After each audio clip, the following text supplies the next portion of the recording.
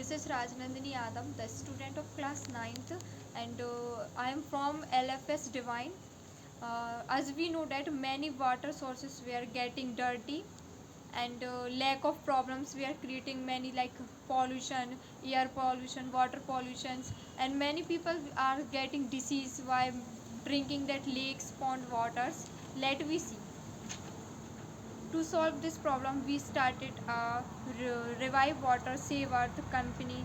The student went to nearby skills, talked with the local people, and explains the importance of keeping water clean and saving every drop.